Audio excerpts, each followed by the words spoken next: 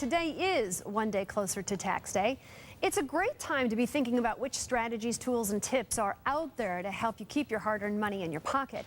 And here to help us do that is Adrian Larson. He's the president and portfolio manager over at Pathlight Investors. Nice to see you. Thanks for having us. Really appreciate it. Well, first of all, let's talk about some of those best strategies that are out there. And we'll just talk big picture. We don't have to deep dive too far, but there are a lot of IRAs that people could take advantage of. Explain what an IRA is first. An IRA is a retirement account. It actually is a tax advantage investment account. It allows you to save for retirement while deferring taxes, also putting money into that account tax-free. Right? Yeah. You start with pre-tax money. Okay, pre-tax money. So what that basically means is instead of taking your paycheck and investing it somewhere else, if you invest it in this account, it actually takes the money before you get taxed on it. So it's got a bigger impact to you. Uncle Sam does not touch it until later in life. Okay, there are three that we want to talk about. Yep. Traditional, first of all, tell us what that is. Traditional IRA is something that any individual can place any money into.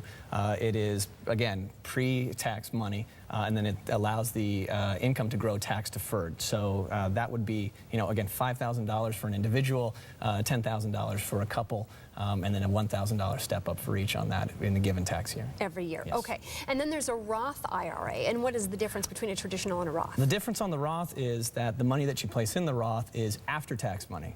Therefore, your earnings grow tax-free, but you have paid taxes on the original investment amount. It also has limitations in terms of earnings that an individual can have to actually qualify for that, so anything below $100,000 in earned income. Okay, and then let's talk about a SEP, because this is important for people who maybe have their own business. Yeah, self-employed people or independent contractors, which we have a lot of in the Valley. Yeah. A SEP IRA is, again, a self-employed person IRA, individual retirement account.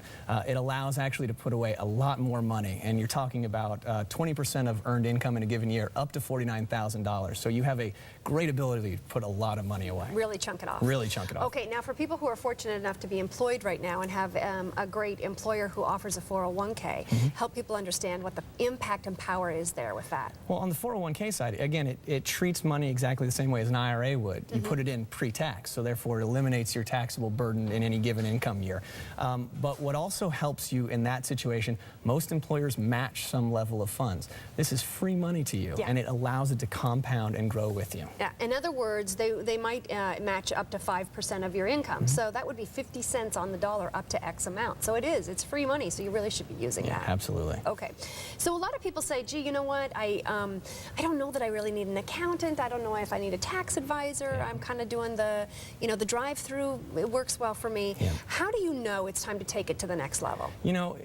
It's unfortunately, there's not a specific formula for it, but it's more of a complexity of life issue. Yeah. As your life gets more complex, you're going to need professionals to be able to allow you to take the most deductions, okay?